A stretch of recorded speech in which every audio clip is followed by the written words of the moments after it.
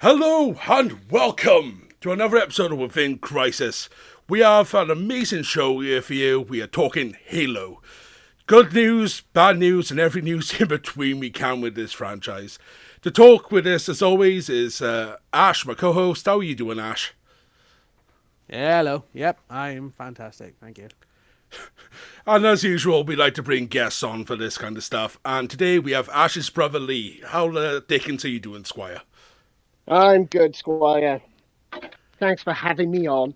Good having We've you been here. saying we're going to do this for ages, and yeah, it's taken a long time. Yeah, it's been delayed since before Christmas. But you're the first show of the year instead of being the end of the year. It works out. So every time we guest a guest on that's new, we try and like to dive into your gaming history. So give us history of you. History of me. Well, I think my earliest memories of gaming kind of started out Master System, Alex Kidd, and then fond memories of a lot of Mega Drive games more than anything else, I would say. I mean, Streets of Rage was my childhood. Loved that game. Spent so many hours on it.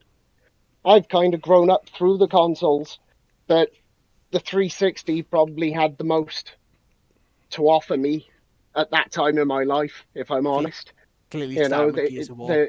yeah, that was it. It was like first person shooters, horror games, and action games, and the 360 was just Yeah, the amazing. And it 360 was had it good all. value. It did. Even simple things like uploading your music so you can use it in the background in games. And, you could actually download it straight to the hard drive on a 360. And now you can't do that, on the, Yeah. the more modern Xboxes. Yeah. So, yeah, 360 all the way. What about So, yeah, outside of just video games? Did you get into like tabletop, trading cards? well, I've always had a Warhammer. bit of a thing for Warhammer. I tabletop more when I was younger. Nowadays, I just play the Warhammer games because there's such a goddamn variety of them. I'm actually playing the mobile game as well, which I love because I'm finally in the big leagues on that game. I've been playing it for a few years now, so I'm actually starting to have an impact on leaderboards, which is amazing Yeah, I will for say a the one mobile game. issue when you get into the Warhammer is spending your life painting and doing little fancy That's details. clearly some Bloodborne there. Oh yeah, with an orc skull, with a Yeah, broken nice one. sword. But yeah, outside of that, um, no, that's really it. It's kind of Warhammer, even sort of how can I put it, RTS games. Like the Warhammer, the original Command and Conquers. I was into those kind of games on the PC. Age of Empires. You know. Outside of that, no, it was a GameCube was my only other love, and that was when I was What, really into the Resident Evil game series, and I what had was them all on the GameCube, which are quite rare now. what was the Halo RTS? Wars. Halo Halo Wars. Wars, yeah, excellent games again, but well, I don't know if we're going Just give straight you that into it. Are we tingly going to be feeling talking when about you Halo? watched it. Well, you go into as much as you want to do with your gaming Just history. This is your yeah. part of the show where you can just go nuts. Say as much or as little as you want. All right. So yeah, I think the games I was most obsessed with were the Resident Evil series and the Halo series on the 360. I definitely played them more than other games. And Halo has just been a big love of mine ever since it came out. The whole storyline was phenomenal. I mean, I got like really good memories of playing with me and Ashley, two Yeah. player, on Halo and just playing the campaign out and rinsing it. But yeah, not many games have had an impact on me like Halo had, definitely. Um, What was the particular achievement that you said you got recently, which was Survivor 4? That would be yeah, Survivor Fall, where the you Halo there's Reach one. yeah, it's Halo Reach. So Yeah, it's towards the end, and the there's the a one an one where elite at you the gotta bottom of the cliff. climb.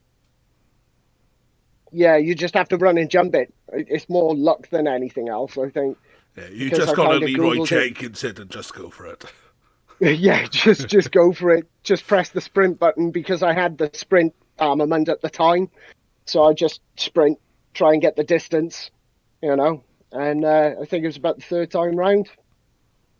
But yeah, um, and when you look at the achievements for the Master Chief Collection, though, I haven't even made a dent in it, and I've been Yeah, playing those silly games amount. for years. You know, it's crazy. But yeah, again, it's one of those games that's just got a lot to offer. I mean, if you're into multiplayer, I was big into multiplayer on the 360 more than anything. Again, this is why I said 360 has always been the number one console for me. I did more sort of party gaming back then, and it was Gears of War and Halo. And I mean, I remember playing Halo on the original Xbox, and it was hang 'em high with pistols and rocket launchers was the map to play multiplayer. You know that, and you build up some serious skill playing it like that. You know, but we played that with what were they called? The network link cables, because we Yeah, actually had to got all network like LAN three or parties. LAN four party, Xboxes. Yeah, it was amazing. Like LAN parties. that Yeah, was it, LAN parties. The common term. Oh, you gotta love Yeah. the videos of the Americans doing LAN parties. It's like guys duct taping themselves to the ceilings. yeah. Do you know did they recreate that photo 20 years on? Something And like but that, they had yeah. like all flat screen. Yeah, they like obviously all grey in, but like all. But like they did it with all flat screens, but they recreated that photo 20 years on. Let's actually get into the meats of the show then, since we've already started our Halo chat. So, for me personally, I got into Halo a lot later. I think the first time I played it flat out was visiting your house when the anniversary edition of Halo 1 came out on the 360. I think that was my Yeah, I first remember actual that. dive into Halo. Yeah, I remember those days, Paul. Yeah, I Resistance remember Fallen that was Man, Halo. yeah, Very yeah, much the games. turn up, couch co-op, just getting through some games. You stayed up like you came over. Obviously we were in college at the time. You came over and you stayed over the weekend. It was like a long weekend, was there? We just played the shit out of Halo. Yeah. For me, my first experience of Halo was when I was back in school. Lee will know this person. He used to have a friend called Daniel Jones. His parents had a little side business. They would chip PS2s and Xboxes. And I remember when I used to go to his house after school, and he'd have all little burnt CD-ROMs of, like copyright infringing games. Uh, that's how I got into. That was my first experience of GTA 3, or just the GTA games in general. So that kind of blew my little fucking mind. That's for sure. Uh, but yeah, he had an Xbox. I didn't have an Xbox at the time. I had a paper round and I saved up for my Xbox. The first game I bought was Fable because I remember seeing the trailers for that and I just thought it was fantastic. Xbox, but he had the old that big bloody girthy Xbox controller from the original Xbox, that one that was probably just as large as the Xbox itself. Yeah, Yeah, that you thing used to was get beastie. weird, It was Yeah. a big motherfucker. And prolonged use with that gave me a weird cramp Yeah. in the middle of my hand I never had with any other control Yeah. pad. And the first he had a demo disc, and it was a demo of the level, the Silent Cartographer of Halo 1. So when you're on the beach, and then obviously when you come in at that one section, and then that elite locks off that part of the entry point, and then you have to go around, you have to fight the two hunters before you can get in. Yeah, that was my first experience of Halo, and yeah, it blew my little mind because up to that point I was Pokemon and just RPG games in that sense. So I had never played a third-person shooter game or anything like that. Obviously, obviously Lee had played Resident Evil at that time and playing those types of games, but I was too well. I shit myself to try to play those games at the time. So Halo was kind of my first experience of any kind of shooter. And Lee, how about you? How did you get into Halo? how did I get into Halo? I was there for the birth of Halo, mate. I was a Halo nut from day one. Like, Christ, well, up until recently, I still had all the Halo 360 games, but I've sold a lot of my collection now, sadly. But when you're playing them on the PC now, the Master Chief Collection, I was saying to Ashley, I'm kind of replaying the whole collection now because I've recently got a reasonable graphics card which allows me to play like older 360 games in full spec. And I've said to Ashley, like, some of the games I've been playing recently with my new gaming monitor and all, at maximum fucking refresh rate, they look like completely different. It's like changed the game for me, and the response times, and things like that. It is noticeable. So yeah, I'm becoming a bit of a PC convert lately, if I'm honest, Paul. That's the advantage of just having one of everything. You could just swap between what you need to do. That's the thing. That a little bit off topic here, but I will mention it. You think when Crisis first came out on PC, that game was future-proof to the point that if you wanted to play that game in maximum spec, that the graphics cards available on the market at the time were just it was topping out the 1080s, wasn't it? Yeah. But funny enough, I don't know if Paul's like read up on it at the moment. The new meme? Forspoken on Yeah, the new what meme. is the max? Yeah, the maximum spec that they require is the RTX 370, I believe. No, to run it at either 60 FPS or at 4K, one or the other, you need 32 gig of RAM, an NVMe SSD, not just a standard SSD because it hasn't got of course. refresh rates, and at least a 1480. So essentially, you need a computer from 2040. You need a computer from 2 weeks ago instead of, my computer from 2 years ago could still run this. Yeah. Not because the game looks absolutely spectacular. It's just from the fact that it's just so pissing poorly optimized that the developers just got really lazy with it, essentially. That's the issue, I think, now with in-house engines. Crisis and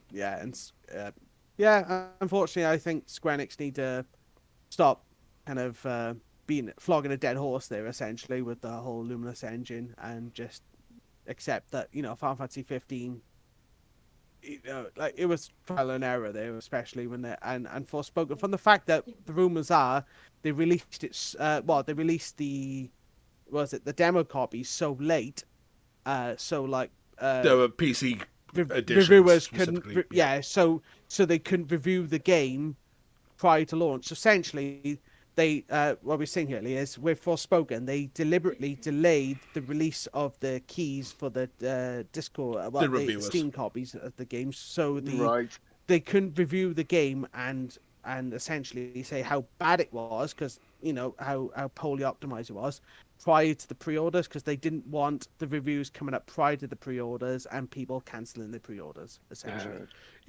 Keep off topic for a while. Over on MMO Bomb, I think, or Relic Round, one of our friend Mike Burns' podcasts, he was talking about the Forspoken release trailer with all the blurbs. You get your article blurbs, excellent by Game Informer, this, that, and the other. Pretty much every single quote they used was so out of context. The one was beautiful. And the actual quote was on the lines of, this game could be beautiful if it was finished. Forspoken's a funny animal. And I think we need a dedicated show, really, for that game. But back to Halo. Playing through the Anniversary Edition of number 1, I never knew if Halo would be my sort of cup of tea, watching random videos on early YouTube at the time. I was just like, this is okay, sci-fi shooter, could be cool, but, I'm an RPG nerd, and that's sort of where I stuck to. If I played the gun game, it was, old school Call of Duty on the PS2. That's as far as I really gotten before Resistance Fallen Man. That's what I mean. Like back in the PS2 Xbox era, when it came to first-person, third-person shooters, it focused really more on the the mechanics and not so much the story, and probably that kind of holds true today with most games. But I felt like Halo was it kind of bucked the trend in the sense that there was this story that kind of sat behind it, and to the point now that very similar to the likes of Star Wars, that there's so much fan theory and that kind of built upon the canon storyline that's of built Halo up behind and it. really lent to it. Yeah, This is a massively. franchise that And- turns 23 this year. Really? Is it really 23 years? My God. Combat That's Evolved impressive. released November 15th, 2001. Oh, it's statements like that make me feel old. Jesus. Yeah. Oh. I'm dying quickly. Yeah. Well, it is really when you think about it. If you say 100 years, which is a big push, considering the amount I smoke, 50 is the halfway mark, and I'm like teetering towards it. It's fucking frightening. Yeah. Anyway, back to Halo. Sorry, guys. So yeah, Combat Evolved. My first experience was playing with you guys, going through it. I was like, yeah, this is cool. The controls felt quite nice. They had been remapped slightly from Xbox to the 360 controllers. Because, back in the original Xbox, you had the white and black buttons, similar to like a Sega Saturn sort of control. Yeah. Which, looking back, is still kind of dodgy as a design standpoint. But yeah, like, just getting, even as a PlayStation gamer, which I was back then, I knew the Halo theme. That is the one thing about Halo everyone knows, regardless of if you've ever played it. You know that song. I know people who were like diehard PlayStationists that when Halo came out, they dipped their toe in the old Microsoft Virgin pool, Yeah, and I can't blame them. And they bought the console literally for the Halo games, and nothing else. For me, it was Halo and Fable. They were the go-tos for Xbox.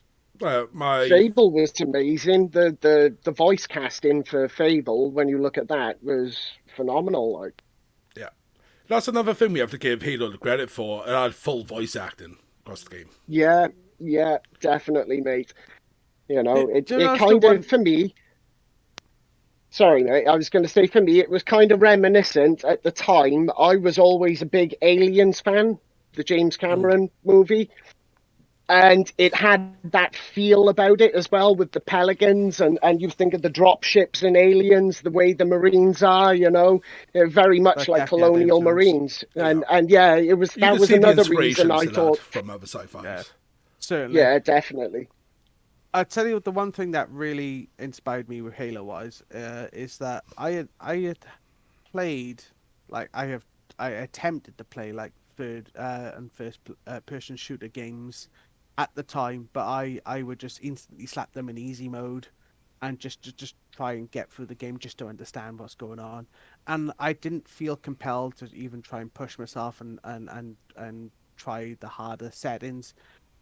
Halo with the skull settings, obviously you can kind of like handicap yourself, or and obviously with the achievements as well based on Xbox, to try and actually push to go through like legendary difficulty just to get the achievements. Halo for me was the first game to actually that was like I felt encouraged to actually push to try and go for a harder setting. No other. I remember when me and you were did that. Yeah, I remember when me and you went through that stage of achievement hunting on there, Ash, and I think I remember me and you both having like a dream or something. At one point, we were hearing the achievement bleep in our waking, you know what I mean? Like out in the day, you go bring, and you think, what the fuck? I got an achievement for going shopping. Loads of You were days, just super hearing that sleep thing. deprived and hallucinating video game sounds. What was it? No, I think this. I don't know if it was a dream, but I think it was a hallucination. I think we were watching a film, and there's like someone got killed, and I thought I heard the trophy pop noise, but then I looked at Lee and he voted. And we're like, yeah, we need to lay off Xbox. Yeah. But speaking of legendary difficulty, for the early Halos, I know it wasn't in the recent ones, didn't legendary unlock a separate ending? A few seconds more, so you could just see chin, perhaps, before he took his Yeah, he helmet off. starts taking the helmet off, doesn't he? Have you ever seen the no clip? Not no clip. The boundary break on that. What actually happens during that scene? It's just another helmet, isn't Yeah, it? he takes off his helmet, and the helmet is still underneath the helmet. Yeah. I think they deliberately knew people were going to boundary bait that game just so they just mean the shit out of him. Well, it saved him having to make a facial model. Because have we ever seen John's face outside of the TV show? No, and that's a good thing Halo to talk about there, Paul. Halo Yeah, we 4, all you go see into the his TV show. Is it Halo 4? So you see his eyes. You see his eyes at the end of Halo 4 when he jumps up on the machine and they're taking his armor off. You see his eyes. Yeah, I believe there's there's been snippets, but there's never been like a full reveal of his face, is there? Yeah. But I'm pretty sure when he does reveal himself, he's going to be this very large Irish leprechaun. Oh wait, I'm going to American Gods here, aren't I? Yeah, just a bit. In fairness, though, I think he is playing the part well. I quite enjoyed season 1 of the Halo series. Yeah, it was a really good adaptation. And like people bitched and moaned about seeing his face a lot, but it is a very case of you play the games, you are a chief. That's why we never see the face. We embody the chief, and then with the TV show, they have to show it opposite to get invested. A little bit off topic, but actually quite relevant to what we're saying here is like obviously quite recently, Last of Us has been adapted into a TV show, and obviously they've manipulated the whole concept of the story. Because if people were wearing masks, wasn't it? That as in the video game, it would not really lend well into the TV show. So they kind of changed how the cordyceps virus spread, so they didn't have to wear face masks, so you could see the actors and actresses. And clearly they did the same with Halo, because it's all well and good seeing Master Chief in the Master Chief helmet, but like when it's a TV show, you kind of want to see Master Chief, isn't it? Yeah, exactly. It's a dramatized series at the end of the day. And in order to bring drama, you have to show emotion, and you can't do that through a helmet. So yeah, it has to come off. And let's face it, like Halo Reach, definitely my favorite in the series. I don't know about you, Ash. I think you've said the same. Yeah, and you'll see Emil. You see all the Spartans with their helmets off, you know. So keeping it kind of exclusive to Master Chief.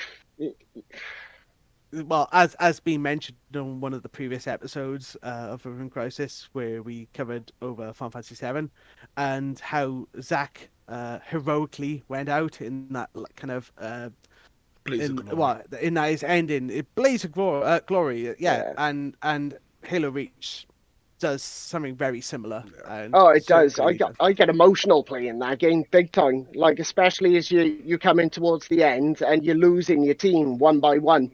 Until it's just you, and then after when you think it's all over, and then they give you like that, you have to fight the last stand. You know, I was like, oh, got me right in the feels. That did. When you have the objectives that when you start each chapter, you have an objective that pops up the screen, and at that chapter, it's just objective survive. Yeah, that literally is the objective. And this is one of the best things about hit video you in games. The balls. One of the best things about video games, especially ones that are series-based, is you spend so much time with this character that you do develop the bond. So when something goes down, you are so emotionally invested. Yeah, definitely, mate. Definitely. And that's why the endings like the one for Reach stand out so much. It's like you're so invested in this character. You're like, oh shit, no. It's, again, going back to like Crisis Core and how Reach has a very similar kind of output, is that, you know, with 7, you knew the outcome of Crisis Core. You knew what was going to happen. What was going to happen going into it. With Halo, you knew, if you obviously read into lore, you knew what was the outcome of Reach. You knew what was going to happen. So even though you're playing this game and you've got, like you said, you got invested in the character and you want him to survive, but you knew what was going to happen. Because at the start of the game, you see the helmet in the ground, in the sand. So that's the end. They've already shown you the outcome there, and you're just playing up to that point. And yeah, it really does kick you in the balls. It really does. Another kind of layer to that is the collector's editions of the games. Now, I still have my Halo Reach collector's edition, And in that particular one, you had Catherine Halsey's diary, and it is still one of the best pieces of game memorabilia I've ever bought. It is so well, it's so detailed. There's even key cards included, little leaflets that have been tucked in there, talking about the attacks on, because at the time there's kind of a civil war going on in the Halo universe, before the Covenant come along. There's sort of infighting between outer colonists, the which is a Spartans, similar theme you see through lots of stuff, Yeah, the Spartans were actually created to quell the uprising insurrections. within the outer colonies. Yeah, they were, and that's kind of where Forward Unto Dawn, I think it is, the movie tie-in there, that kind of touches on that, because you'll see the top secret footage and you see the Spartans and what they're actually there for, and then it kind of leads on to the Covenant then. But yeah, there's a whole lot of lore around Halo now that's built up back to what you were saying. All the earlier, novels Ash. and the RTS games and everything. I to give a good nod to the TV show. If you remember, in the TV show, the insurrectionists are watching a clip of what happened to Reach and what the UNSC says about Reach and what happened. It really shows like you can think what's happening in Russia right now and how they censor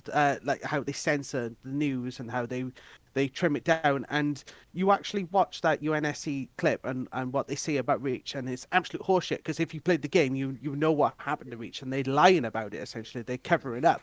Yeah. And I'm really glad they actually kind of put that in the TV show. Yeah, the TV show did a really...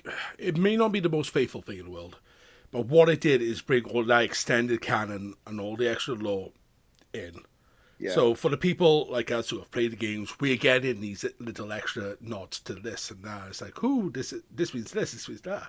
We get those little things. So when people just watch and show, just get a more coherent story for that format. But I will say, my favourite moment of the entire Halo show, I think it was episode 3, when first time you see... It's when they found the artifact and they're fighting the Covenant. And Chief just has just run out of his primary ammo, and Cortana goes, "It's time to swap to your secondary." It's like, that's such a video game moment. Yeah, definitely, mate. Yeah. One little thing I noticed, the artifact, I don't know if any of you picked up on it, it's very similar to the terminals you find throughout the game. The little hidden terminals, So, yeah, I don't know whether that was intentional or not. Well, it does activate something in John, to be fair. It's an index, isn't it? Yeah. It's, yeah. But, yeah, just back to what you were saying about the Halo lore coming, the amount of things that are coming now. But are they going to come now with what Microsoft has done recently? Yeah, we'll get to that towards the end of the show. That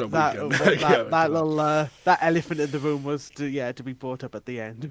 But as a spin on that, I'll ask you guys, since you two are the bigger Halo players out of me, do you think that the franchise has just gone wrong since the split between Bungie and 343? Yeah, definitely. Yeah. Just want to point out, when it was still Bungie, do you remember the change from Halo 1 to Halo 2? So obviously Halo 1 was Xbox, but Halo 2 was Xbox and PC. Yeah. And that's when they brought in the Akimbo weapon in, so you can dual weapon, and that was a feature that was then suddenly taken out. It was in 3, but even for specific weapons, I think. Yeah. But in Halo 2, it was, and I just felt like the campaign was longer with Halo. Halo 2 felt the longest. Halo 2 felt the longest, and campaign-wise, it certainly scene-wise in chapters. But then also they felt like they pushed the boundaries a bit more, even to the point that they had Breaking Benjamin as the ending music, and they had Incubus, the entire soundtrack. They really. I felt like they felt a bit ballsy with Halo 2, so I would say Halo 2 still stands out for me as probably the, I guess Halo 3 was like the height of the that's the best of Halo. Unfortunately, Halo 4, and then was it Guardians then. Guardians Infinite. was fine. Yeah.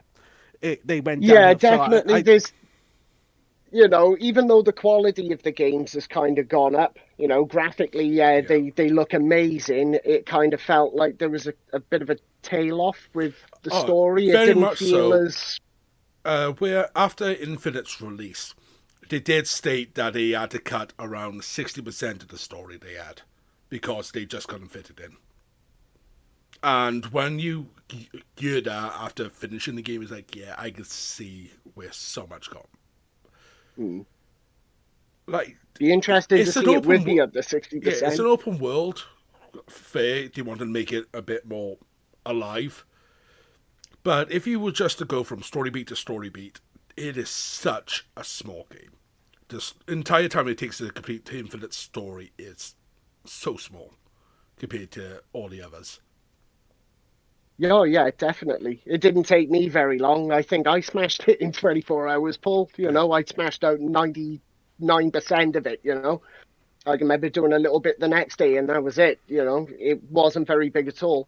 I mean, if they'd taken like the Ubisoft format, for like Far Cry and those games, and kind of, or the Assassin's Creed games, and kind of stretched it to that size, then yeah, they really could have had something. Yeah, I felt like they really brought the whole logic, the Forerunners in very quickly and rushed it. And yeah, I felt like if they could have taken their time with that and kind of explored into it and kind of dived into it a little bit more. Yeah. But like, kind of like, yeah, they kind of threw it in your faces and then it spoiled the story in Yeah, that sense. when But I- like, Halo up to that yeah. point was incredible. When I finished Infinite, I didn't feel like I had actually finished the game. It did not feel like a last mission of a game. I get you, Paul. I was waiting for know, what's the next yeah, quest. It's done. What? Yeah, What? it was. It was quite abrupt. Yeah, like no glitzy finish. You've got to have something for your effort. Because it did literally set up. All right, there's more shit coming. Cool. What's the next quest? Where we going next? Come on, let's blow some more shit up. Yeah, And then it's like, no, you've got to wait for Infinite 2 since they've now announced they're not doing story DLC. You got to think like when Bungie was at the helm with Halo, you had the games, but you had the animated. Was it Halo Legends? That kind of like did a very animatrix sense of it, kind of snippets of little fillers of It like was. story wise, and I felt like they were really they were really committed to the story, not so much the graphics, and then it just felt like when 343 took over, it was Which like was Halo 4. which was Halo 4. They treated Halo like it was a Call of Duty game. Just make it look good, make it look better, but then literally just no heart in the story. Wasn't the Halo story, 4 the yeah, one they it's- removed the couch co-op? Guardians Yeah. was when they go with the couch co-op. Yeah. co-op. That was one of the best drawing points of Halo is, Halo's come out, we can, get some pizza and get some beer, we'll chill out on the couch and we'll just smash over a weekend. No doubt, mate. It was one of the few 4-player Xbox titles back in the day. That's why everyone flocked to it. I mean, outside of that, Christ, before that, I was playing. I was going to after school IT club to play. What were we playing? I know. Was it Doom? It was no, old are you Quake. talking about it was an Quake? Unveiled Yes, game. Paul. It was Quake. Quake. They had Quake LAN It was parties. Unveil. Yeah. Yeah. It was Yeah. clearly Unreal before the Unreal Engine. They focused on engines. Quake was their game, wasn't it? No, Yeah, Unreal that was it. Tournament That's was right. Unreal. Unreal Tournament. Sorry, I say Unreal Tournament. That was their thing before the actual game engine. But yeah, Unreal Tournament was a thing when I was in school, as well as Age of Empires 2. We played. Everyone played the demo copy of that. Speaking of just Instead of random doing shit to do with Halo, this is early internet stuff. I know outside the show we've discussed this, so it won't be news to us, but do you guys remember Red versus Blue? Yes, mate. Yeah, I That was watched a the few of heart of those. YouTube. It was. More importantly, did you watch the tech demo? Well, before I forget, the tech demo they did, and it was actually directed by, is it Neil Blomkamp, the guy who did, the guy who did Chappie, and I think he's South African. Do you know what I'm talking about? Yeah. Yeah, I know that. yeah, Obviously, that chappie is like, yeah. yeah. That's, But you can kind of see it, can you? That is it Elysium as well? that's it, Yeah, Elysium. Elysium. Yeah, he did something else. What was that one with the guy, first person film, Hardcore Henry? Was Was it that him as really? well? Was No, that? I don't. I'm I'm gonna not have to sure if check. that was. Yeah, But we'll have yeah, to search it no, up. people. I didn't find out till like years after that came out, and because at the time there was like a lot of buzz, people saying, "Oh yeah, they're going to make a Halo movie," and originally it was going to be that guy, and then there was rumors it was going to be Steven Spielberg, and Sorry, District 10.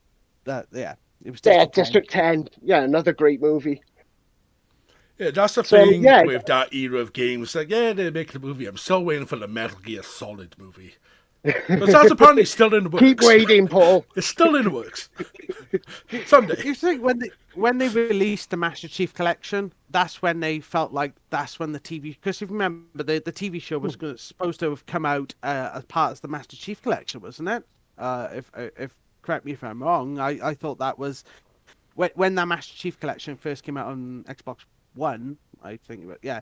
Yeah, I think it was. Yeah, apparently that was when they said Steven Spielberg and that TV show was going to be out soon, very soon, and then it just went radio silence after that, didn't it? Oh, there's been so many cancelled projects. I'm having a look here. There was spin-offs planned for the Game Boy Advance, the Gizmondo Ultra Mobile PC, Nintendo DS. Microsoft Game Boy even Advance? announced back in 2006 an episodic video game that was going to be developed by Peter Jackson's Wingnut unit. Well, for Halo, Yep. That Yeah, was back in 2006. Peter Jackson. And that was cancelled, funny enough, because of layoffs in the studio in 2009. Oh, As a little unfortunately. precursor for the end of our show. End of our topic. Yeah, more layoffs clearly. Yeah, where are they currently filming? Is it Iceland or New Zealand for the new Halo series? I think it's Iceland, isn't it? Where they're actually doing a lot of the recording for it.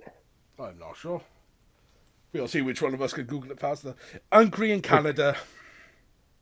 Is it really? Primarily filmed in Budapest. Well, I'll be damned. So you got to think, was it? Well, I don't know if you want to bring up spoilers or anywhere. If you're Oh, watching this, but spoiler. they- These are, we're talking about 20 Yeah. odd years of history. That's spoiler fuck out of this. Funny enough, I just want to point out, I was sat there. My missus was watching Happy Valley. Completely off topic, but there was one actress that was in there. I was sat there looking at her. I was like, she looks familiar. She looks familiar. And then obviously she was from the from the Halo TV show. What was her name? She was the human. Natasha McElhorn, because I'm pretty sure if you're talking about Catherine Halsey, she was in. Truman Show. For Halsey. You're looking for Ashley? I'm looking with it. Yeah, Marky, Charlie Murphy, the blonde-haired girl, short blonde hair. Oh, The one yes. the one, the one who raised must- by the Covenant. who Yeah. John shacks up with clearly.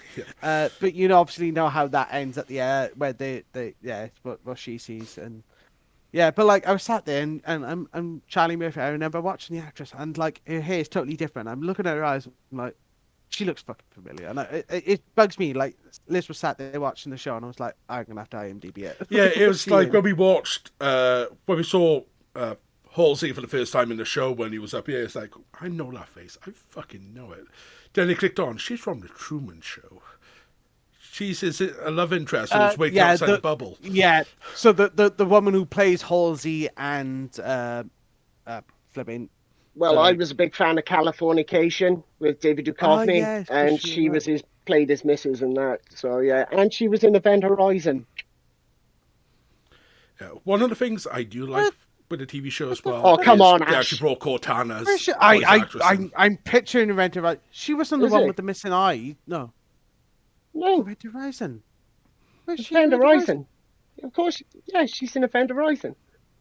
Either that or I have IMDb. smoked we can- way we too can much go- weed this evening. She's in Event Horizon. I'm sure she's in Event Horizon.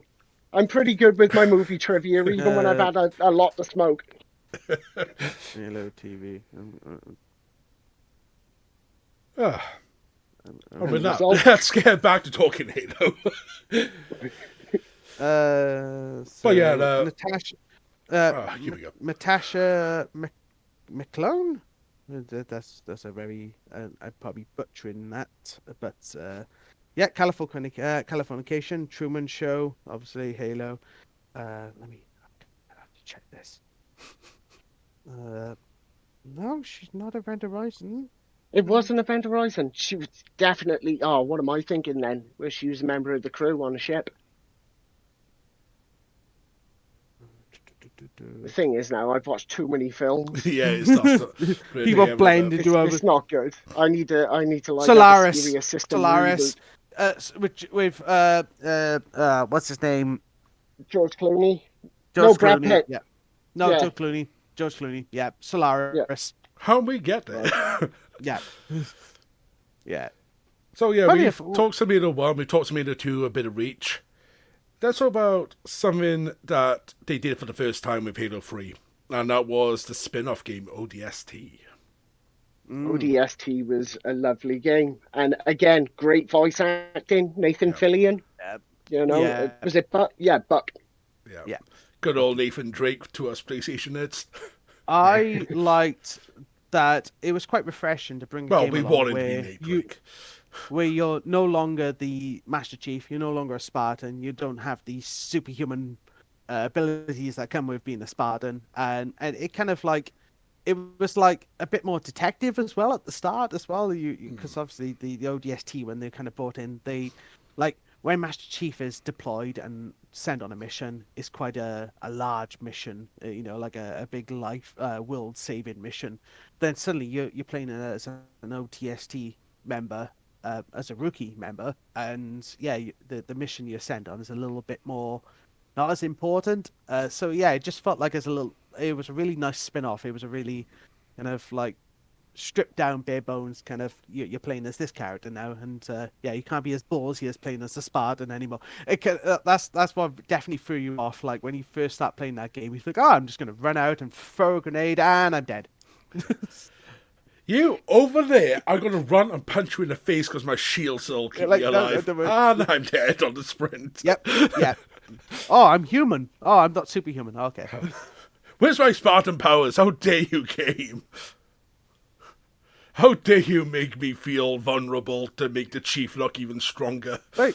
Yeah. I no, think ODST was quite atmospheric. I'm a big fan of the soundtracks as well. Just to my side here, I've actually got a stack of game soundtracks, and I've got pretty much every Halo soundtrack. And the standouts once again are the first three games because it's Martin O'Donnell and Michael Salvatore, I believe, are the pair of composers. But ODST was another one. Yeah, you're right on The those. music was very atmospheric. With the rain on the. I was playing it on a headset at the time, and I can remember the sound effects of the rain with the music. It was really well kind of made. It is one thing I feel like let down the Infinite, especially, but also Guardians. The ambience just didn't have the same impact. Yeah, I'd agree, Paul. It did. The last two games, well, the last three games, you could say, just felt a little lackluster. And I think it wasn't that they were bad games. It was that they weren't as, I'd have to say, story-driven as the first few games, And I think that it really lends to, even like the weapons that are used throughout multiplayer. It kind of sets a scene for that, the enemies. And I felt like Ashley said, when they brought in the Forerunners, it was kind of slapdash. It was thrown together. The Forerunners are like the apex of the Halo story. They're the ones who built the rings. You need to work your way up to that. It needs to be epic. Yeah, I've said this to Ash as well. After the early games, it felt like they just forgot the Flood existed in any way, shape, or form. See now, Yeah, the Flood were incredible. exactly. You know? Like I was yeah, saying to Ash, you had that scene where the Flood teleports Chief and shit, I can't remember his The name. Arbiter. Arbiter. And then you're like, right, where the fuck has it gone? What's the story That's- arc? Then we don't see Arbiter until they've beefed him up in a few games' time. Yeah, that's what I mean. Like, Halo 2 really went into the Flood like background and to you had the Hive kind of control as well, and they really played at that really well. And then I felt like 3 kind of took a step away from it, and then 4 completely ignored it. Well, Halo Legends actually filled the gap there. If you remember the one short story on there, it really kind of fills the story in there. And there's a lot more to it. And I just felt like they rushed things. Because wasn't the Flood the reason that Forerunners had to run disappeared? Space? Yeah, it was the reason they built the rings was to wipe out the Flood. And the and its food source, which was all living things throughout the system, which is why they had to build an ark. You know, it's again, you know, it's kind of based on the whole Noah's and the Flood story. It's similar themes being played over and over. Yeah, they had to build an ark because they had to destroy, in order to wipe out the Flood, they had to wipe out the food source. You know, and that's what the rings were built for. And again, it just felt like Halo 3 was getting into that, like Ashley's right. And then Halo 4 just kind of, where are you going? You know what I mean? Get back there. There's a whole story there. We're talking about the Forerunners, and now we're starting to find out about the thing that put the Forerunners in their place. Do you feel like that how the Flood plays into the Halo storyline is very similar how the Replicators played into the Stargate storyline? Yeah, no very doubt. similar. Yeah. Again, you have all these different alien races, you know, some at war with each other, some that are like advanced and feel like godlike of the others, and then suddenly there's this alien race that just consume everything. So Flood, Replicators, kind of the same. The Borg, if you want to go into your Star Trek. The Reapers in Mass Effect. Yeah, but it works. Yeah. It's a trouble. You've always got to have an alien race that are completely unbiased to just want to kill everything. Yeah. To go back to music a sec, I've just checked in the musical history. They changed composers at when Halo 4 was in development. Halo 4. To Neil Davidge and Junichi Kazuma. Right, however, I've got the 2 versions of the Halo 4 soundtrack. They did another version. Well, they kind of amended the digital version. If you bought it digitally, they gave you the second disc as a download. But there were some remixes on there by some current DJs at the time, and they're brilliant. You know, I was blown away by that. What was the one we used to play all the time? It was really it was proper chill out, and I know what one you're talking about, Ash. I played it in the car a few times, didn't I? While you're trying to remember this, but I think changing those composers lost the heart of what Halo was about. Yeah. Yeah, I mean, the music it took it to a new height, didn't it? Yeah. I mean, with Reach, when you find out basically as Reach's fault, I know I keep going back to Reach, but I've only recently played it, so the story's still fresh in my mind. I might be butchering the name here, but it was the song Awakening by G Barato remix. Yeah. But yeah, like you're saying now, when they changed composers, but when they did the Master Chief Collection, and that was the first time that Halo 2 had been remastered, and they did the remastering of the soundtrack, and it was Incubus that did the song Following Flight, wasn't it? They did, yeah. Yeah, but the remaster of that song for the Master Chief Collection was, in my opinion, even better. They did a bit more of a heavy metal version of that one. Wasn't it called the Mjolnir remix? There we are, Halo theme. It was the Mjolnir mix, the one you're talking about, Ash, the remastered track. And like it always, in my mind, it always goes with the bit you see the Warthog speeding across the desert. You know what I mean? And then there's like that big collision with the Covenant. It's great. Yeah, the song that always stands out for me now for Halo is "Blow Me Away." Yeah, like as it's been covered more and more over recent years, it stays in my head so much. again, that's why Halo 2, I felt like Halo 2 definitely pushed the boundaries Yeah. before Halo. Like console-based gamers thought Halo 3 was the jump from Halo 1, but like if you were a PC gamer, you definitely would have known Halo 2 was Oh yeah. the biggest jump. Like, having gone through the series years after the fact, it was very much, I saw the progression. Even though I was playing the anniversary edition of 1, I could still see how that jump from 2 to 3 to ODST to Reach. And then when it came to 4, just like, why have you taken a step back? Why? The one Yeah. thing I very much liked about the anniversary edition of Halo, and I wish many other HD tarted up version of games would do very similar, is from the fact that when you're playing the game, you are playing the base game, and they have The toggle mode. while in game, you could switch back to the original graphics and you could see and you can compare in real time. Like you could sit there and get to one section of the game and switch between the original Halo to the Halo Anniversary and compare the graphics. And I just wish that was a feature that many like HD remakes of games would keep. Some So, do, like, like the Diablo 2 remaster does that. It all depends these days if the game has had to be recreated from the ground up or not. well, well, it'd be a very big jump to ask Final Fantasy 7.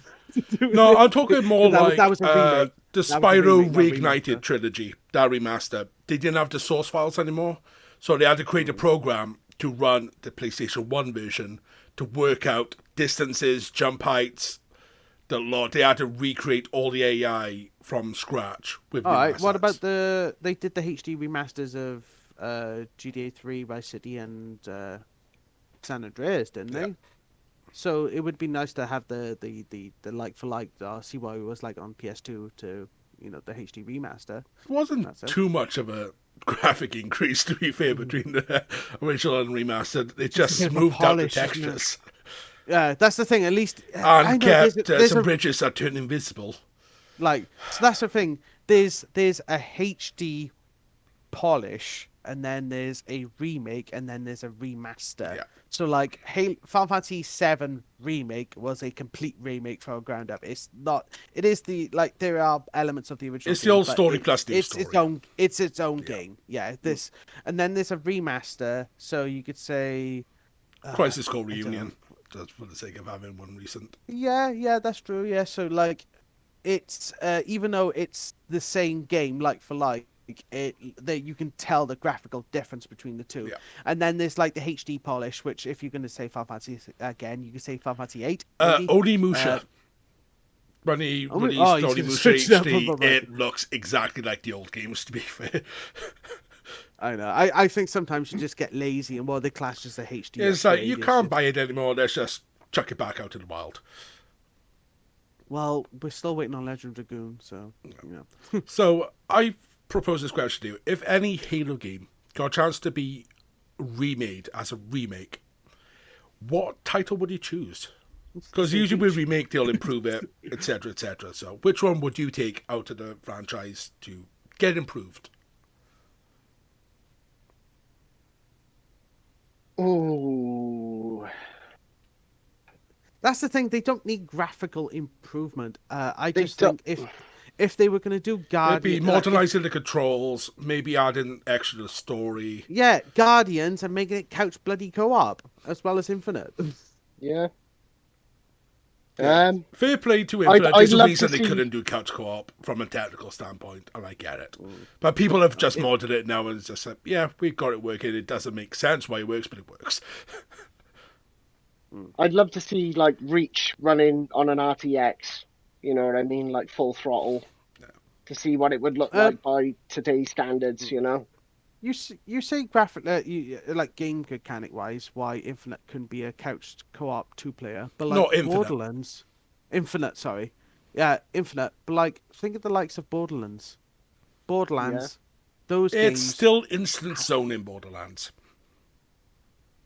Oh, it's very It's the thin way line. the- I think if Borderlands can It's do the it, back then- end system for Infinite. It can only handle anything up to 500 feet of units distance from you. That's as far as it'll render. So when you got someone else hitting that boundary, the game will just freak out because they can't load resources. Yeah, makes sense. But again, though, it was silly taking that away because it was one of the things that made Halo what it was. Yeah. It just like, seems even online co-op wasn't even a thing for Halo's Infinite's launch. Yeah, it's crazy, isn't it? It really Right is. now, it's go step out. Sure. All right. Me and Leo keep going. Yeah, It's the advantage of having 3 people instead of 2. When one goes, you can keep talking. You're not sat there talking to yourself, is it, Paul? Yeah, you just go, shit, I don't know what to talk about. What episodes have we got coming up? What we got planned? It's like, I can't think, shit. No, back to your last question, though, Paul. If I was to see one of the games kind of touched up, I would say Halo 3 out of all of them. Yeah. I think it was great, but it could have done with a little something more. Yeah. So yeah, if anything had to be remade or remastered, I would say number 3. No, I'd probably agree with you. I would like this to cheat a little with the answer. I would love the duology for free, so it comes with free and ODST. Yeah. Like you say, it kind of ended at the trilogy, didn't it? Yeah. Realistically, for the old school Halo gamers, it could have ended at 3. Yeah, because In a way, Go on. In a way, it did feel like it ended at 3, because number 4 and number 5, back to what we were saying before, they just felt a bit haphazard, like thrown together, too many plot holes, and Yeah, I'm still waiting for the flood. I'll eternally wait for the flood. I feel like they went from, right, this is a story about the Forerunners and the flood and humans, to this is a story about a rogue AI who then gets recreated and has to not remember who she is because she's batshit crazy. yeah. I do like the Ramsey idea, though. Yeah, it's a good idea, but it became the focus. Imagine that concept-wise, like that you got these like rich billionaires that are like, can they upload their consciousness to a computer so they could just live forever? I'm just like, think of the idea of just living forever. Like, surely you would go insane. So yeah, I can understand why Ramsey would be a thing. It's one of the good things that the anime Sword Art Online really does during the elicitation arc. It is an AI that's built ground up. So consciousnesses were put into the system, and then they could breed and everything in this reality, and it's observed over millennia virtually. So this AI grounds up. It becomes its own sentient creature without any human interaction. But at the end of the point of the show is the main character's mind is trapped there for millennia, and he has to have his memories wiped. Otherwise, he wouldn't be able to handle the pressure of having like 2,000 years of memories stored in his skull. Kind of makes you think like maybe that's what reincarnation is. Maybe that's why humans can't live forever. Maybe the mind is finite. It can only live so long, and maybe the whole point of dying and coming back is to. He's going into Assassin's Creed, part here. We're essentially like Could experience be. it's different consciousnesses, but like the experience. To quote like, Metal Gear Solid 4 type. on this rather than Assassin's Creed, the idea of memetic legacy, memories through DNA, which obviously Assassin's Creed ran with hugely. Yeah. But that was the idea through a lot of Metal Gear Solid with the Enfant 3 project with Solid Liquidus and Solidus. Didn't Star Trek Discovery do something similar as well? Remember that being that when they died, they actually met the consciousnesses of their past lives, and they're able to actually talk to them. I remember. Yeah, yeah. So you live a life, but then eventually, when you die, you actually get to experience all your past instances of your previous lives as well, and. Didn't they just make a movie on Amazon with Mark Wahlberg? And it's basically about people on Earth who remember their past lives when they're born. So that whereas like when we are reborn, it's just beginning, middle, end. When they are reincarnated, they remember every past life. It was really good. I'm pretty sure part of it was shot in Cardiff. No, I'll have to check around with that. No, The Infinites, something like that. I was going to say, I have a theory that when we're all born remembering our past lives. That's why kids look so traumatized when they're born. And then eventually we forget it when we get to about the age of 2 or 3. Did you answer the question about the remake, Ash?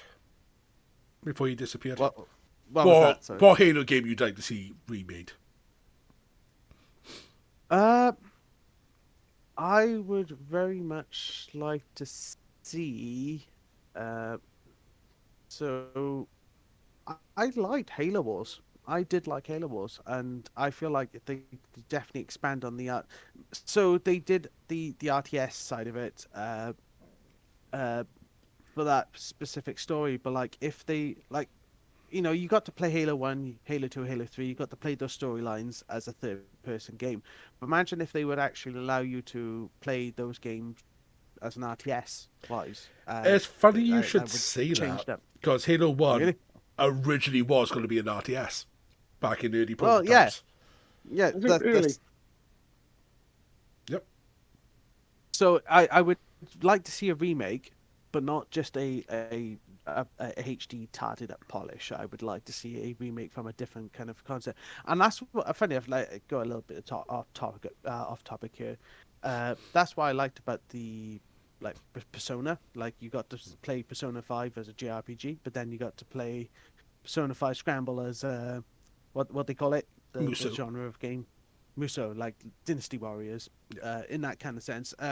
It's just to be able to play that style of game and experience that storyline, but like in a different different genre, essentially. Persona have been good at that. We've had fighting games, dancing games, puzzle sort of games. Yeah. But to be fair with Halo, we've had the RTSs, we've had some other projects that I can't quite remember off the top of my head. Are you talking about the PC games? They were like Warhammer Halo Kill Team. Recruit, Fireteam Raven. They were good.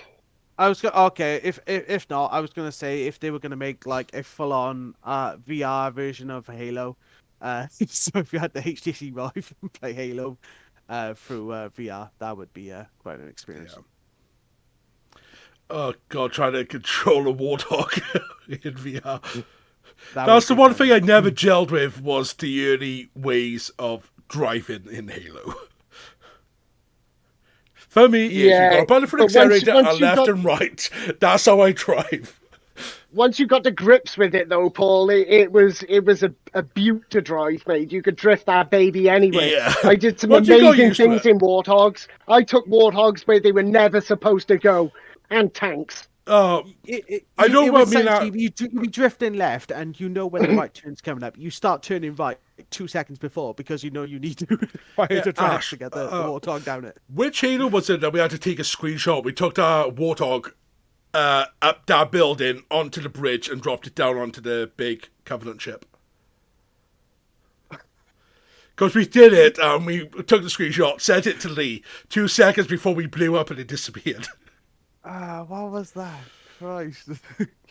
We took Was that like ODST? I think it was, yeah. We were able to get that Warthog through some tight corners. It was a case of, let's get a vehicle as far through a mission as we can. It can't go through this. What else we got? Right, there's a tank there. Right, let's park the tank. Let's see if we can hop over the tank into the corridor. I think that was an achievement for one of the missions, Paul, with the tank, was to do the whole level in the tank and not get out of the tank. Oh, this was us just trying to get warthogs and wraiths and everything just where they're not allowed to go. Just a cheese. The first time, see if you agree with me on this, right? When you were playing a game like that, it's a third-person shooter, yeah? The first time I realised that the Banshees could be fucking piloted, and I made it my mission to take one of those Banshees out. I needed one, because at the time, not a lot of games would let you I know it sounds bizarre. Not a lot of games would let you fly things. You know, you could pilot like Yeah. 4x4s and vehicles and things, but there weren't many Yeah. games where you could As an fly open aircraft, map. especially in a third-person shooter, Yeah, because you and an started open thinking of the map as well. multiplayer possibilities then, like, you know. Yeah. So yeah, sorry, a bit off topic. No, it's No, no, that's That's the point of the definitely show. like, yeah, It's meant to be you gotta like think. around a campfire. We talk over each other. We have a laugh. Yeah, you got to think PS2, hey, Xbox era, like the idea of open map was like kind of really expanded from that point. But like Lee was saying, you know, to be able to pilot and fly a ship around an open map, during the PS2 Xbox era was mind blowing. Oh, it was. And everyone, when we seen the Pelicans, even since Halo 1, we were like, oh, we want to fly that. And it was only in Infinite could we glitch one, and finally glitch one and fly one. Well, Oh, it was however- before that. I showed you the speedrun of 4, I think. And it was how to cheese the level. You had to boost yourself off a grunt onto the bird, and then you could actually fly it to the next part of the level. You can fly the Pelican from 4. I think it was 4. We was watching it during one of the games on Quicks. Don't quote me on this one. I don't remember exactly which one, but that's part of the tech. It's only Infinite that I knew, from the fact that you could call for like a warthog, and the Pelican would come to the platform to drop it, and you could glitch yourself up onto the Pelican and the ship. Yeah, that I never heard of one from 4. Have you guys seen that they actually, for Microsoft Flight Simulator, the Pelican is actually on there as one of the craft you can now pilot for Yeah, real? So I, if you've got like did a install controller set up. I did have to have a go. I thought you might, Paul. I thought you might. Yeah, I have to But- give it a Flight Simulator. That thing is fucking impressive. Considering I could land a plane in, the street outside my house in game. It's like, Did you not literally get that game, and then the first thing you do is pick the biggest aircraft you can and see if you can barrel roll the damn thing? Is that not? I would just. I think that. I spent too long trying to actually exit the fucking runway. Because it It's is not quite as easy literally a as people simulator. You think. have to call a fucking radio tower, do all your pre-checks. It's a pain in the ass. It's good once you can get going, but it's a pain in the ass. I wanted to be a pilot when I was younger, and then I played Flight Simulator. Exactly. Now I fucking hate it. The only simulator I like is Power Wash Simulator. I did spend a few hours last night power washing the Lara Croft mansion.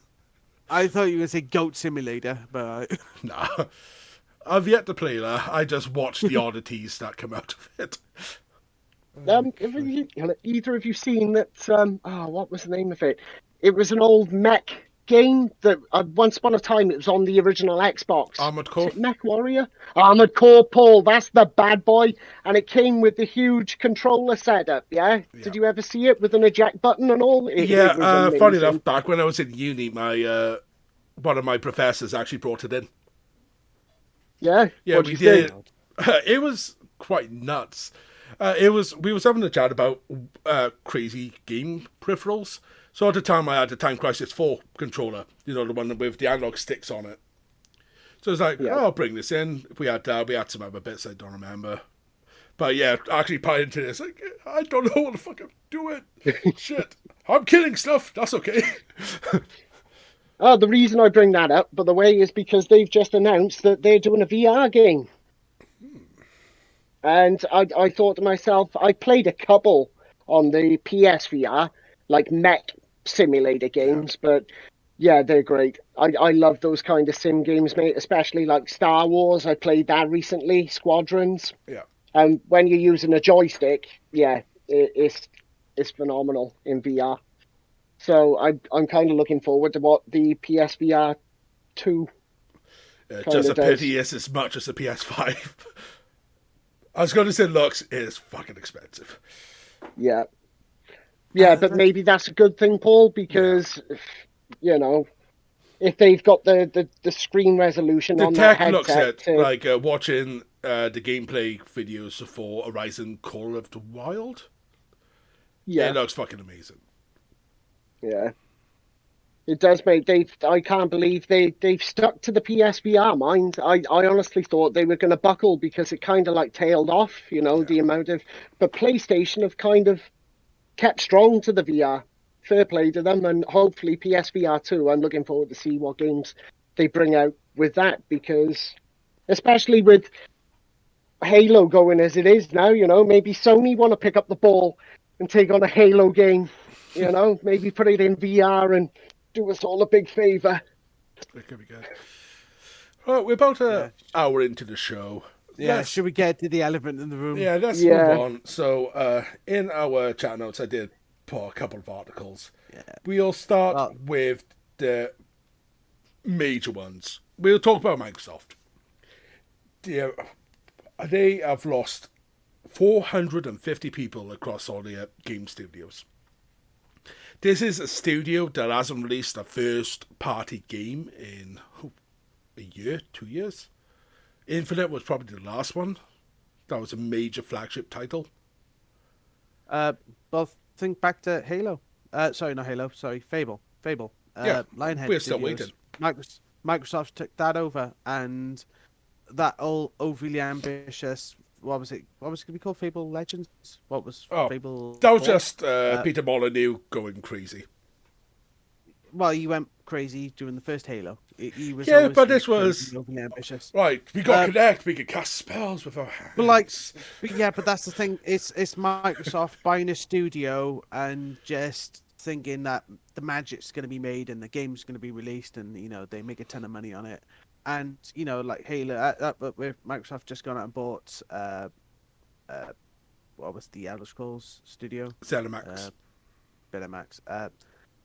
And yeah, I just feel like just going out and throwing money at studios and just like you're part of the Microsoft identity now it's not gonna save. Does it feel worse that they've done that and now their new flagship game is no longer Halo, it is Starfield? It's Microsoft getting rid of Halo is like the likes of Nintendo Well, getting rid of they're not getting Mario. rid of Halo. It's Mario. Yeah, it is. It's definitely on it's par with that. mind Ash. blowing. It's Yeah. absolutely mind blowing that they would do that. For the first time on a box for a console for Microsoft, it no longer features the Chief. It now features Yeah. Starfield. And bear in mind that Microsoft's voice recognition system was called Cortana, and it was all based around Cortana. I mean, I thought that was great. They really could have done something with that, but it, like I say, lackluster is the word. It just seems like they got a good idea, but they don't put the right minds behind it, to give it that They extra have a good- push. Or they have a good idea, or they just don't commit to it and they flake out. And Yeah, they bail yeah. on it. And you can feel that. Well, So But yeah, yeah, back to the layoffs. Around 450 people, 90 of those were just from the Halo team. Like, they had to backtrack on this. They did say future Halo games could be done through a third party. They backtracked and said, no, Halo stays in-house, it's always going to be in-house. It's like, well, if it's already come out It's just internally like- that you've mentioned this,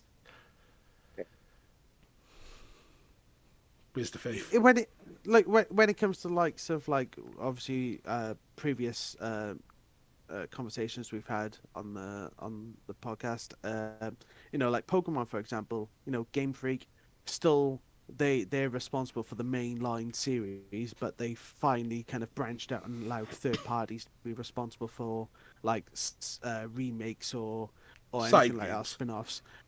Final Fantasy as well, Square Enix, they're allowing third party companies to be able to do any of the remasters. franchised or it. process. Yeah.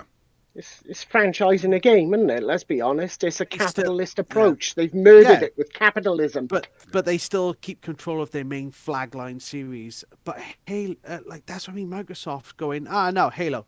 Like if Yeah. they said, okay, we're gonna keep control of the main Halo series, but like when it comes to the RTF spin-offs or any other spin-offs from the Halo series, that's handled third party. Fair enough. I can understand that logic, but like, just get rid of the main flag series. It's just. Yeah, I what's don't know what worse they- is the survey that's come out. So, I've got the survey questions up in front of me. I'm going to ask both of you as we go through them. So the first one, are you done playing Halo Infinite? Yes, no, or maybe. I think we're all, we're done, right? Yeah. Yeah, like you were saying, Paul, it just felt like it was so abrupt. It was like, oh, I'm done. Uh, the very so the Halo Infinite reminded me very much of, like, the Just Cause games. Like, it felt more focused on, like, the little side missions and, like, It was just like legendary John in the weapons. playground. Yeah, so I did enjoy doing all those. Very similar to, like, when I played Just Cause. I had but, fun like, the playing it. story I was won't very say I didn't. yeah. It just didn't feel Halo. And but the problem is with games like that is that you'd think that they would continue supporting it and releasing additional content and try to bring the players back. I just feel like they just pushed the game out and went, here it is, whatever, just Yeah. it's Which is done. back to what I was saying earlier, Ash, about really, if they were going to change it to open world like that, then they should have gone down like the Ubisoft route, like the way the Assassin's Creed games are lined out. See, And like you were saying, with extra DLC, and even seasonal events and things like that. If you were going to go down that road and make it open world, make it friggin' open world. Like this, hopefully, this promising new Star Wars open world game is going to be. Going to be my dreams come true, Paul. We'll see. I had hopes did- when they Himi did- Hennig was going to be in charge of a Star Wars project, and that just never happened. they Yeah, obviously yeah. did do seasonal events, but that was purely for the multiplayer Yeah. side of Infinite, nothing to do with And the even campaign. then, what was going to be the Battle Royale mode has apparently been scrapped and is turned into its own thing. That's why going back to what I said earlier, they really Call of Duty it from the fact that, like, when you look at, like, Call of Duty now, they just put out this half-assed attempt of a campaign just to kind of draw you in and go, oh, look, there is some sort of single player content in this game, and then literally all they focus on afterwards is the multiplayer online. Yeah. Like everyone played Modern Warfare and Modern Warfare 2. We're not talking about the remakes now. The Modern Warfare and Modern Warfare 2. The PS3 that was 360 on ones, Xbox. Yeah, because the campaign was fantastic. Those games didn't stand out because the online content was incredible. It was. Don't get me wrong, but, like, the campaign is what made those games stand out. And again, it got butchered and yeah, it's just all online. Yeah, you brought us quite perfectly to the next question in the survey for us. This is 1 to 5, but 1 being strongly disagree, 5 being strongly agree. I think 343 Industries is listening and making changes to Halo Infinite based on community feedback. Keep in mind, they've now scrapped story DLC. Well, strongly disagree. Yeah. And the next question, I trust release dates and roadmaps for upcoming Halo Infinite content that 343 Industries share with the community. Again, 1 to 5. Strongly disagree is 1, strongly agree is 5. Can you trust their roadmap and release dates for what they're going to release?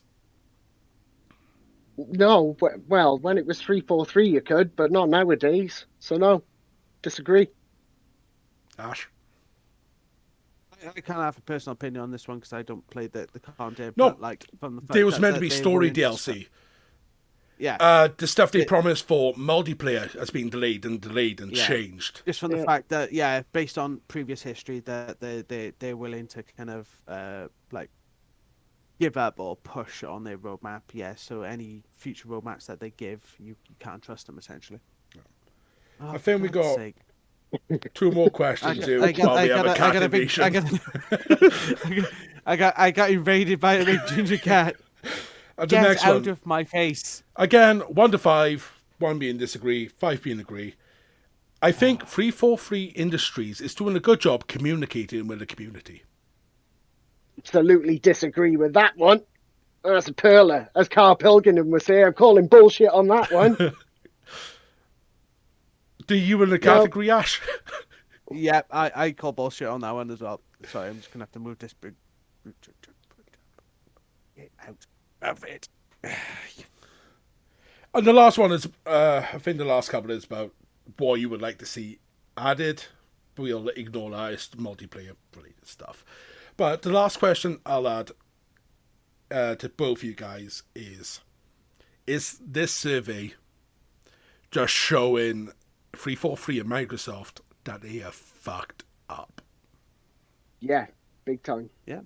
If anything, I'm a little bit more optimistic with it because I feel like Bungie kind of parted ways and with Microsoft from the fact of creativity issues, and Microsoft were clearly like, no, we're going to hang on to the Halo series because it's our biggest money spinner, and obviously Bungie went, well, so that we're going this way and keep Halo, and obviously, like you said, Microsoft have fucked up, and now they've kind of put the Halo series out to tenature, and so essentially like, oh, a studio can pick this up for us, and it might potentially lead to an opportunity where Bungie could come and save it again, because Bungie is now owned by great. Sony.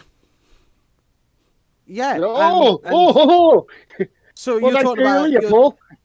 so you're talking about the next Halo. So obviously with the Halo TV series as well, that will encourage it. And yeah, you're talking about a Halo game that could be released both on Xbox and PlayStation, and it's no longer a franchise title to a particular console. It Console is. exclusive. Yeah. Yeah. Just- I hope that would be the case. Yeah, just to talk about Xbox a minute, like I said, we haven't had a first-party Xbox game since Infinite.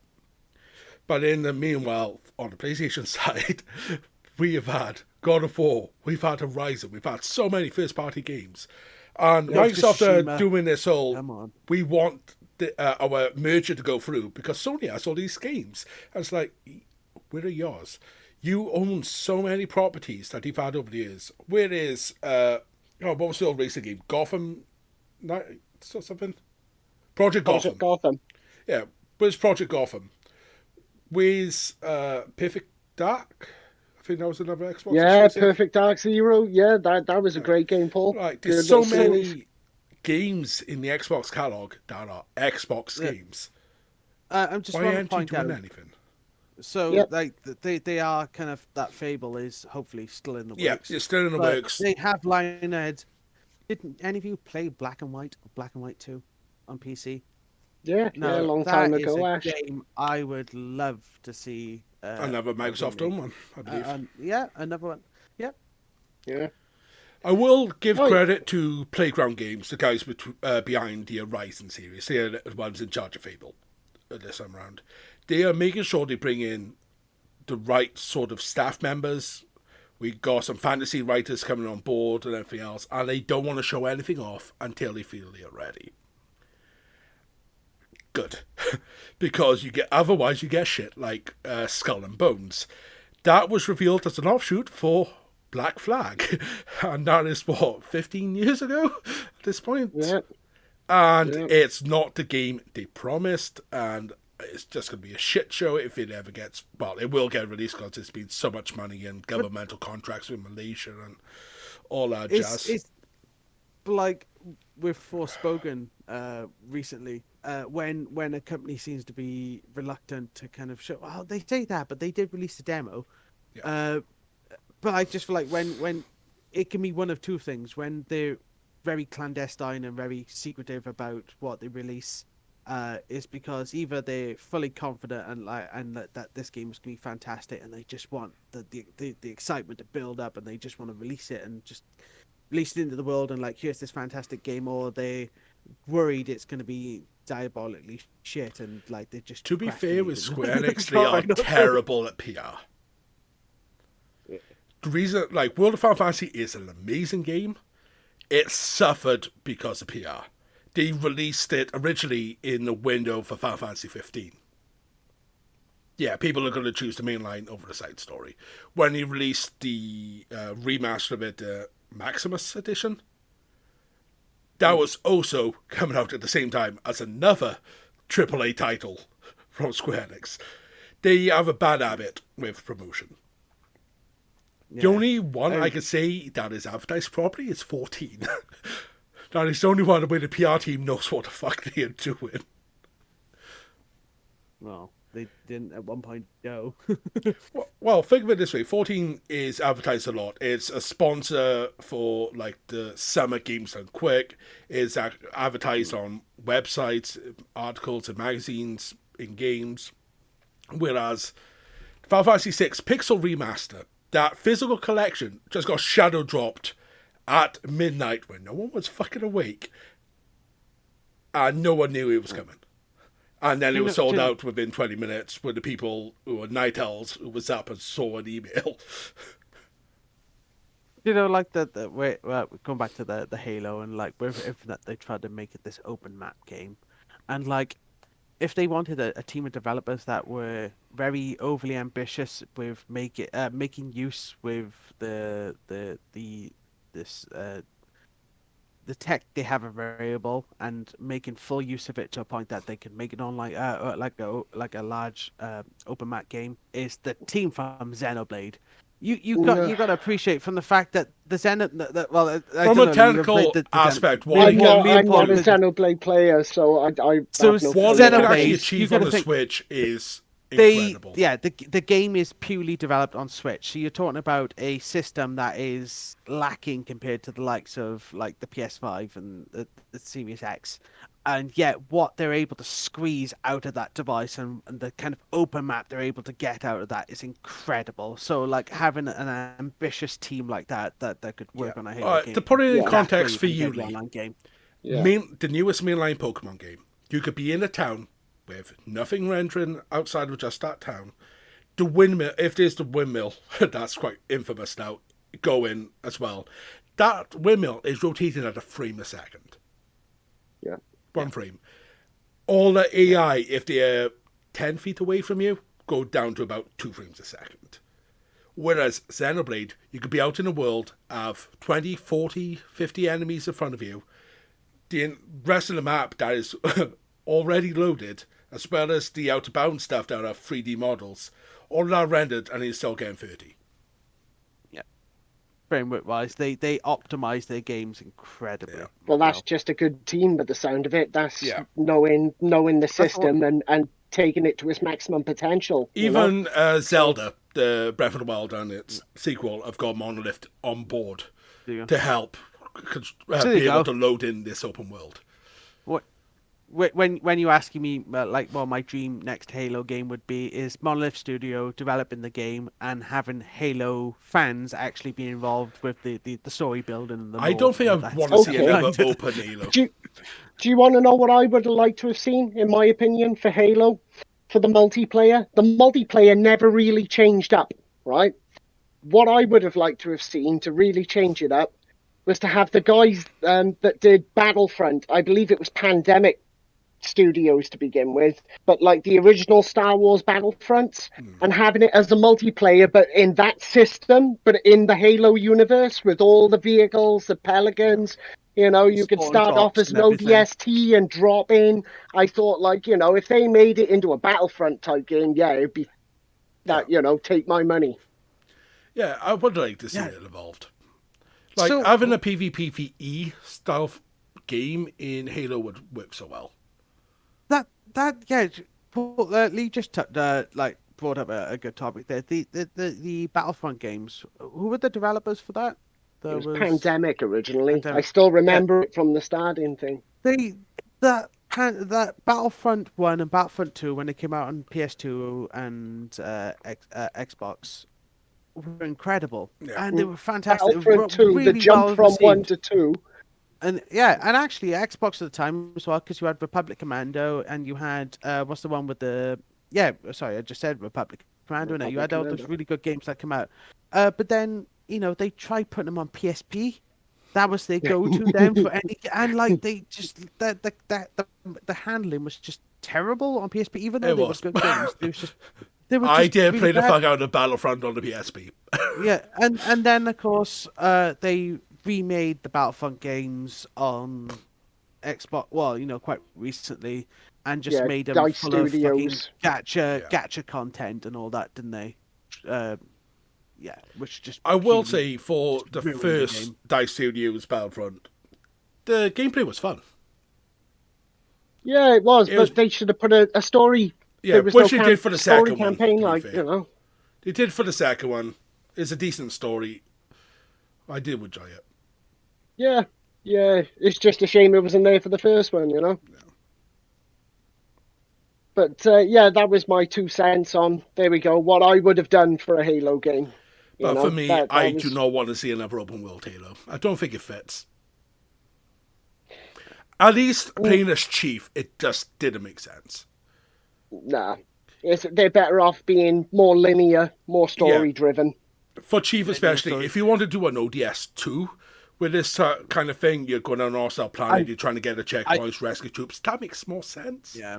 I think that's where they fell flat when it came to like an open world action game. They thought, oh yeah, we could do this with the Halo series. But then when you got the likes of Red Dead Redemption, Witcher 3, and the Assassin's Creed games that have pushed like the open world and the amount of content you get in like an action game like that, just there was no competition essentially. Like, fair enough, those are third person compared to their first for Halo. So I would try and draw a comparison to Cyberpunk. Fair enough, Cyberpunk's had its issues, but playing that now, how dense that fucking world is, it's crazy what they can do. CD Projekt Red really did recover that game though. They wanted to save that game. Where I felt like with Infinite, with all the flaws that were coming in, it was just very much like the 343's attitude was just like, oh well, it's out there now. We don't give a shit about it, you know. Yeah, it was thrown together haphazard, and then abandoned, orphaned, like so many of Microsoft's children. Yeah. Well, that's apparently as a part of a thing that affects up to 10,000 employees across Microsoft total. That's how many they're laying off, wasn't it? Yeah. Well, we've just had who was it just left?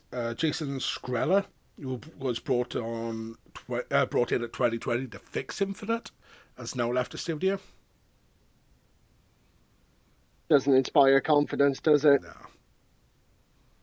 Sounds like the ship is sinking for Microsoft. Just Best thing Halo can do, and that's why they're so desperate for these mergers and acquisitions. It's like, yeah, you can get out everything you want if you're not focusing on your customer base, doing what they want you to do. Well, we got Fable coming. We want a better Halo. The only games they've got going from it that are still doing well is Flight Simulator and Forza, and that's it.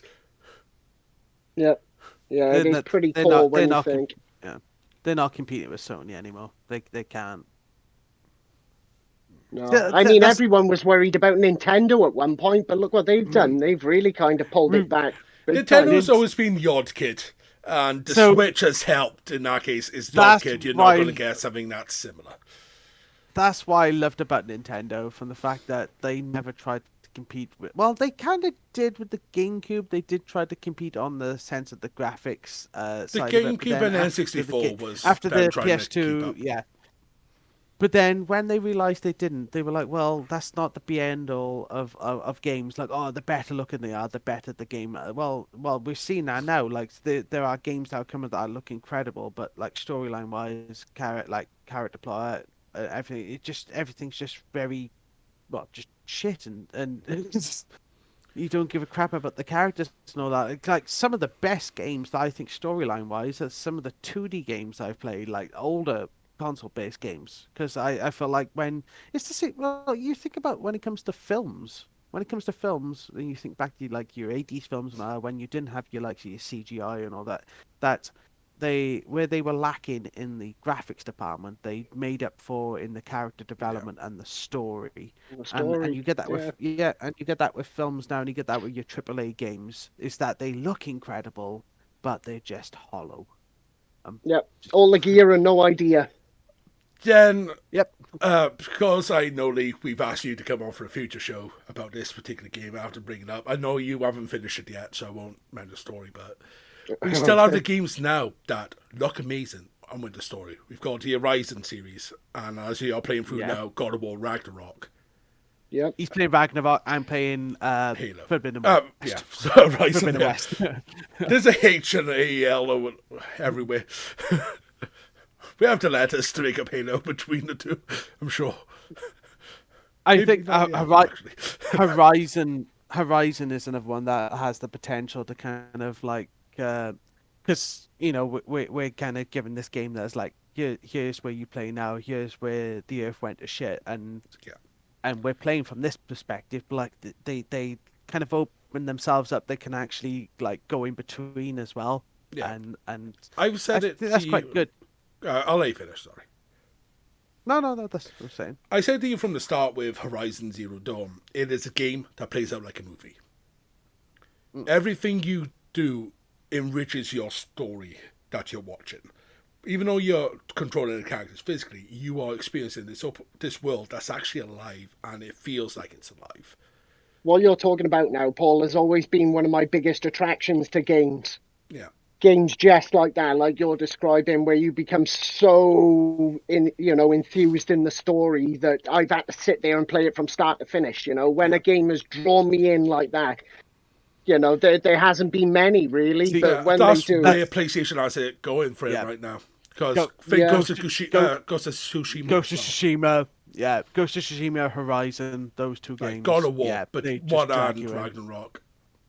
When they went to the PS4 with God of War and redid the story and the way it's presented, it's just phenomenal. yeah, And I'm hoping and praying Fable will do well. yeah. And that's as It was a much as bit I can say. quiet I just after hope. that, but I think that's a good point to end on a quiet note. We hope Fable does well. And yeah, Like I said, God, let's be optimistic. Let's hope that Bungie will take back their baby and steer it back on course. yes, get it back, Bungie, because the Bungie gameplay mechanics were by far the best, and Destiny proves that if you Yeah. play that now, Oh yeah, Like- definitely. yeah, I played Destiny after playing Halo, and the evolution of how fluid the controls felt playing the demo of Yeah. Destiny. It's a beautiful game, Paul. Yeah. It is. I think it's free to play online now as well, isn't it? Yeah, outside of the DLC stuff. Yeah. But still, when you play on that, it's just smooth. And like you say, you play that game, you feel like you've played it before. It's that easy to And take to. it is an open world game. Like, number one, they realised they messed up with the formula a little, but they've improved it with two a lot. You have your raids. It's a multiplayer experience. That's what Infinite felt like it needed in its world. Yeah. Was you and your crew. You go out, do objectives. Right, this outpost is being taken over. You go there, you deal with it. You got this raid happening here. The Halo Infinite's world just felt empty. So empty. Yeah. Yeah, definitely. And it got to a very quick point that everything felt repetitive. Yeah. Once you've done your first obviously, those outpost, side you've done the rest of missions. them. All right, Yeah, there's exactly, some mate. a team over there that you can rescue. Okay, I'm killing Like- a quick horde, and I'm done. Like Yeah. Or you're I'm going to pretty bungee hook your way to a hidden something. You Yeah. know what I mean? And yeah. like something Halo Infinite definitely missed a trick on is that I'm playing Deerfield Chronicles right now. Square Enix game. That's an RTS game where you kind of set your party in. But like I think Fire Emblem's probably a better example of this from the fact that it starts off as a strategy game and very much chess-like and kind of strategy. You put your characters in a place, but then you can actually switch to when you hit a confrontation, you hit a battle, and like you send like a unit to this area to hit this target, and then you can go like third person. So imagine if Halo did that. Imagine if they blended the likes of Halo Wars with the main Halo series. So imagine if it was top down, kind of open map, but top down, and like you had like Master Chief, he might be in part of this unit here, but then you're taking control of these like soldiers, you send them off here, but then you could actually drill down and go into like third person then and play as one of the characters in one of those little skirmishes that you've just sent off there. If they were able to blend that kind of element, that would have been in it. It sounds like you incredible want Halo game. Total War Halo. Total War Halo, yeah. Yeah. But again, I think wrong that with would work so well for like an ODST style game. Yeah. I would like to hear Nathan Fillion's voice as Buck just once more in a Halo game. It'd be nice. It was Guardians, wasn't it? That was the last one he was in because he was one of the Spartans. Yes, yes, he was. Yeah. In fact, when you're playing Reach towards the very end, where you're helping evacuate civilians off the rooftops, there's actually one, and it says it's a classified op, and it's Nathan Fillion's voice, but it's Buck, and you have to defend his airship until he gets to his building, kind of thing, and then you see him get out of the helicopter and run in. But yeah, good little Easter egg, you know. I do like quirky little things like that in my games. Do you know the one thing I wish they add to the TV show? When Grunt got headshot, it just cut to a scene back on Earth or wherever else of someone celebrating a birthday. I wanted that in the show so bad, just to have that head pop birthday celebration. That is my favourite skull across the games. I don't know. If I watch the TV show and just have Master Chief pistol whipping everyone, and just taking people out that way, that's probably more accurate of a Halo game. To be fair, that charged up pistol is so broken when you realise how powerful it is when you're trying to speedrun the game. I will say this for the Halo series, though. I thought they would seriously mess up the Spartan armor. I didn't think they would get it looking quite right. I thought it was going to maybe come off kind of cartoonish. A bit like Lord of the Rings Ring of Power. Yeah, but they really have done it justice, even with the exosuit, you know, which is basically the second muscle system that they wear over their skin. You know, so you actually see them in those skin suits as well. So it is modular, like the armor actually. Yeah, they did, you know. And again, it's about staying faithful to the lore, you know, and have fans make things. I think that's my big takeaway as well from this talk this evening, Paul. You know, if Microsoft if they're going to pull it together, they need to listen to the fucking hardcore fans. They need to involve these people in the development of further projects. You know what I mean? It's no good relying on money people, which is what they seem to be doing. It's just become a money game, hasn't it? That's part of the reason why they've launched a survey, but I just don't see them getting any good fucking response across the board. No, I don't either. Because even after Infinite came out for the multiplayer, people were going back to the Master Chief Collection to play multiplayer instead, because it was better. Yeah, that makes sense. Makes total sense. I think Halo fans will only be pushed so far. Like you've made one dud, then you make another dud, and then you make another, and then like the Halo fans are just going to give up on you then eventually. Yeah, I think we'll end the show on that note. So thank you all for coming in. Lee, thank you for coming to the show. We'll definitely have you back when you finish with Ragnarok. No worries. The plan for that show is me and you talking God of War, then telling Ash what the fuck is happening in the game. I will play the first God of War. You should. You really should. Chris Judge, a performance of Kratos, superb. Could you believe? Sorry, Paul. Before I forget, have you seen who they were thinking of casting for Kratos in the God of War series? Dave Bautista. Oh no, yeah, Dave was one of them. Who was it?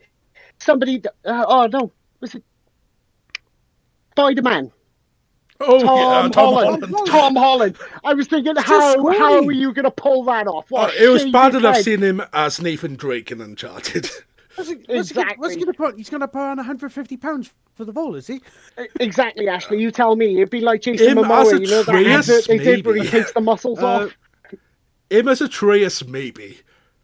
What awards ceremony was it that Christopher Judge came up for God of War? And wasn't it he set a record? Yeah. No, he did set a record.